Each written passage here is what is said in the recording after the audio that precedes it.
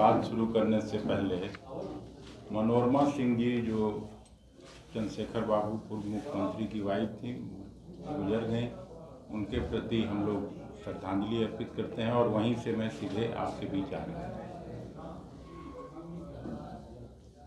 ऐसे तो जब कभी मुख्यमंत्री जी, उनके सरकार के लोग लगातार ये दावा करते हैं कि बिहार का विकास हुआ है, बिहार विकसित राज्यों की श्रेणी में खड़ा होने की स्थिति में आ गया है और जल्दी खड़ा होगा। नीतीश जी का ये अंतिम साल है, 20 साल बाद जो स्थिति बनी है बिहार के विकास की, जो वास्तविक तस्वीर है उसको लेके मैं आपसे इसको साझा करना चाहता हूँ।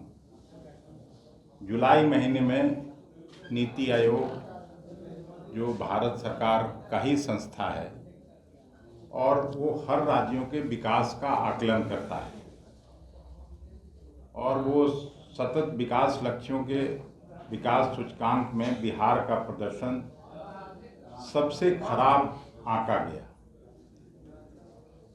पूरे देश में 36 राज्य हैं, 28 बड़े राज्य और बाकी केंद्र शासित और छोटे राज्य।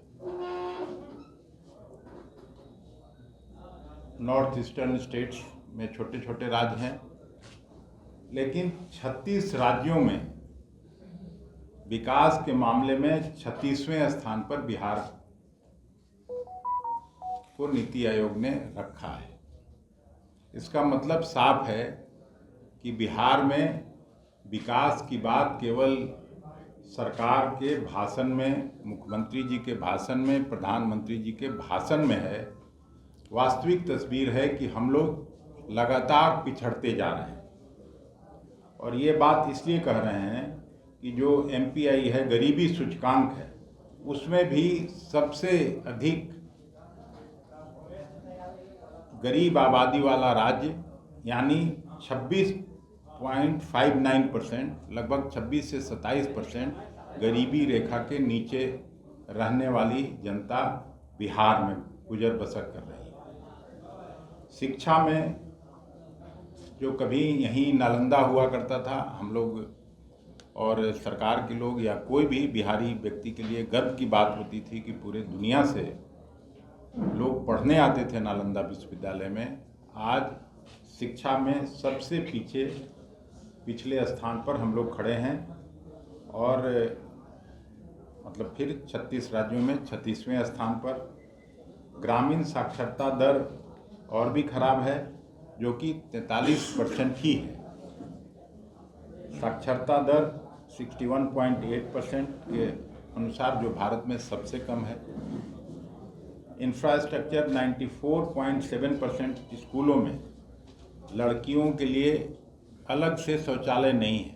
और अगर आप लोगों को ठीक से याद होगा तो मोदी जी जब सत्ता में आए थे तो लाल किले के प्राचीर से पहले उन्होंने घोषणा किया था कि स्टूडेंट्स के लिए, छात्रों के लिए और छात्राओं के लिए अलग शौचालय निर्माण हम लोग पूरा करेंगे।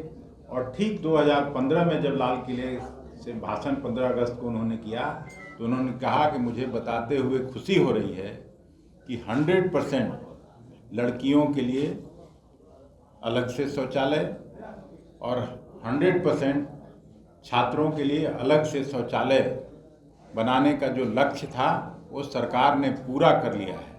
और उस समय के तत्कालीन शिक्षा मंत्री स्मृति ईरानी जी का ट्वीट आया, अभी भी आप लोग निकाल के देख सकते हैं, 4-5 बार ये आया था। जबकि अभी मेरा एक क्वेश्चन था, उसमें सरकार ने खुद ही स्वीकार किया कि हम लोग इसको पूरा नहीं कर पाए।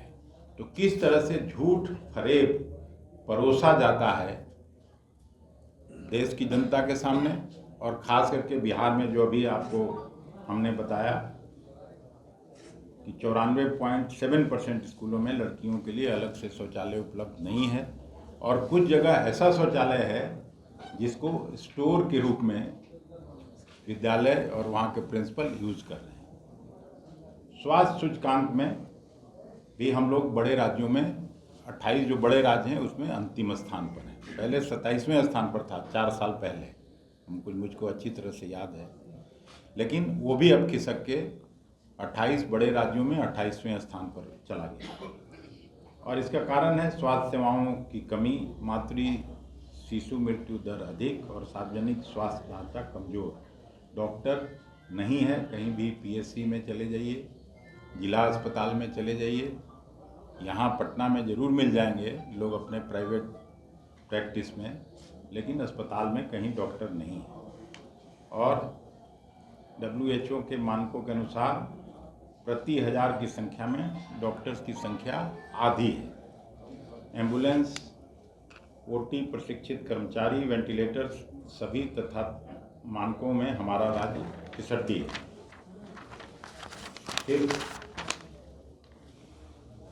जो ईज ऑफ डूइंग बिजनेस, व्यापार करने का है, उसमें भी हम लोग 26वें स्थान पर है। उसका भी कारण वही है, बुनियादी ढांचा कमज़ोर है, धीमी प्रशासनिक प्रक्रियाएं हैं, सब लाल फीताशाही है। और प्रति व्यक्ति आय में भी हम लोग बिहार अंतिम स्थान पर है, मतलब 50,735 रुपया प्रति व्यक्ति आय है, जो लगभग राष्ट्रीय औसत का आधा है। 98,000 कुछ रुपया राष्ट्रीय औसत है। तो ये स्थिति है।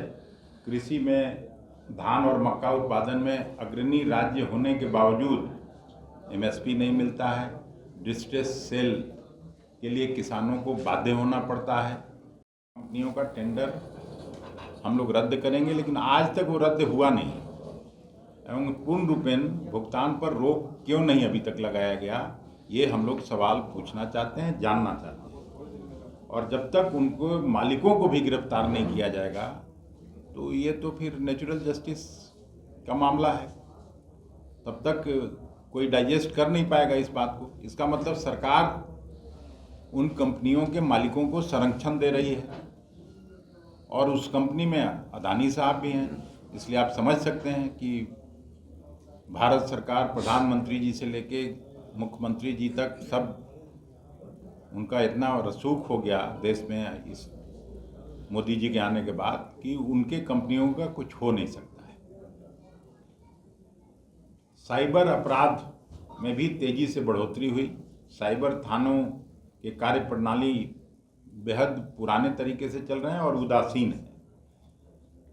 अभी आप लोगों ने देखा होगा 17वीं BPSC परीक्षा में युवाओं को जिस तरह से मानसिक प्रताड़ना मिल रही है, जिसमें नॉर्मलाइजेशन के नाम पर युवाओं को परेशान किया गया, और अब आंदोलन उग्र होता देख इसे आनन फानन में वापस ले लिया गया। लेकिन वो भी शाम को हम लोग, एक तो शादी ब्याह लगन के बीच छात्रों के साथ मजाक किया गया। बिहार के होनहार छात्रों पर बर्बर लाठीचार्ज की कांग्रेस पार्टी निंदा करती है, और साथ साथ जो 80 से 90 हज़ार छात्रों का भरा हुआ फॉर्म BPSC के सर्वर डाउन होने के कारण 3 दिन तक सर्वर डाउन रहा।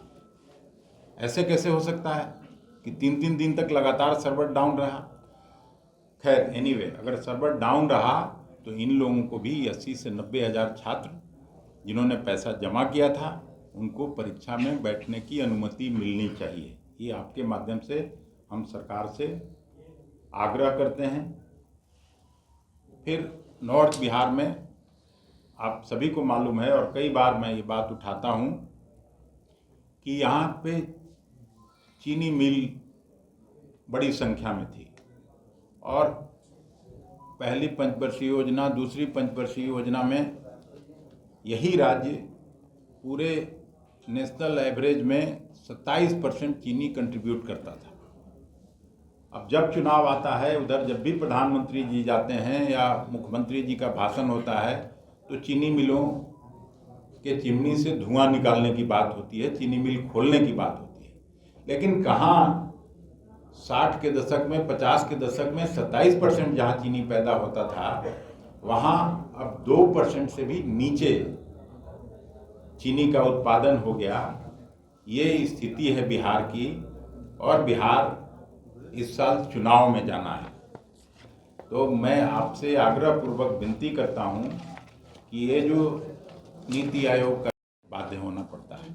और एक बहुत ही खराब चीज़ आप लोगों को बता रहा हूँ कि जो हरियाणा और पंजाब में प्रोक्योरमेंट होता है, यहाँ से ट्रेडर्स मतलब बिचौलिए जो हैं वो ट्रेन में भर भर के और डेहरी ऑन सोन और रोहतास के इलाके से धान जाता है वहाँ, पैदा होता है यहाँ, और डिस्ट्रेस सेल में किसान यहाँ बेचता है ट्रेडर्स को। जो पैसा किसानों के पॉकेट में जाना चाहिए था वो ट्रेडर्स और व्यापारियों के ये में जाता है। और दूसरा, पैदा होता है यहाँ, उसका प्रोक्योरमेंट जब वहाँ होगा तो दिखाता है कि नहीं ये हरियाणा में पैदा हुआ, ये पंजाब के किसानों ने पैदा किया। तो ये स्थिति है। कृषि पर बहुत बातचीत मुख्यमंत्री जी करते हैं, लेकिन ये भी चिंता का विषय है। HDI मतलब मानव विकास सूचकांक में भी हम लोग अंतिम स्थान पर हैं। इसका भी कारण वही है, शिक्षा, आय और स्वास्थ्य में लगातार पिछड़ते जा रहे हैं। इंफ्रास्ट्रक्चर में भी निचले स्तर पर हैं। कारण कनेक्टिविटी, लॉजिस्टिकल इंफ्रास्ट्रक्चर में कमी है। अपराध और सुरक्षा, लॉ एंड ऑर्डर तो आप लोग भी छापते रहे हैं, लेकिन इसमें भी महिलाओं के खिलाफ देश में सबसे ज़्यादा अपराध हमारे राज्य में है। चुनौती है, बढ़ते अपराध सामाजिक और आर्थिक प्रगति में के कारण बाधा है। एक आंदोलन कांग्रेस पार्टी ने शुरू किया था स्मार्ट मीटर के खिलाफ। अच्छी बात है कि जो अफसर इसमें जिनकी संलिप्तता थी वो जेल में, हम लोग को उसमें कुछ नहीं कहना है, लेकिन जिसकी वजह से वो जेल में हैं, जो टेंडर दिया गया था जिसके कारण ऊर्जा विभाग के प्रधान सचिव जेल में हैं, तब सरकार ने ये बताया कि घूस, आप सभी को मालूम है और कई बार मैं ये बात उठाता हूँ कि यहाँ पे चीनी मिल बड़ी संख्या में थी, और पहली पंचवर्षीय योजना, दूसरी पंचवर्षीय योजना में यही राज्य पूरे नेशनल एवरेज में 27% चीनी कंट्रीब्यूट करता था। अब जब चुनाव आता है, उधर जब भी प्रधानमंत्री जी जाते हैं या मुख्यमंत्री जी का भाषण होता है, तो चीनी मिलों के चिमनी से धुआं निकालने की बात होती है, चीनी मिल खोलने की बात होती है। लेकिन कहाँ 60 के दशक में, 50 के दशक में 27% जहाँ चीनी पैदा होता था, वहाँ अब 2% से भी नीचे चीनी का उत्पादन हो गया। ये स्थिति है बिहार की, और बिहार इस साल चुनाव में जाना है। तो मैं आपसे आग्रहपूर्वक विनती करता हूँ कि ये जो नीति आयोग का रिपोर्ट है उसको बिहार की जनता के साथ साझा करना चाहिए। बिहार की जनता को जानने का हक है कि क्या सच है और क्या झूठ है। ये सदाकत आश्रम और 24 अकबर रोड जो कांग्रेस का प्रधान कार्यालय दिल्ली में है, उस दफ्तर का कागज नहीं है। ये नीति आयोग के रिपोर्ट जो था उसको मैं आपसे साझा कर रहा हूँ, और जो वास्तविकता है विकास का, वो बिहार की जनता को जानने का हक है। तब जाके बिहार की जनता को न्याय मिल सकता है। यही रिपोर्ट साझा करने के लिए मैं आप सभी साथियों को यहाँ पर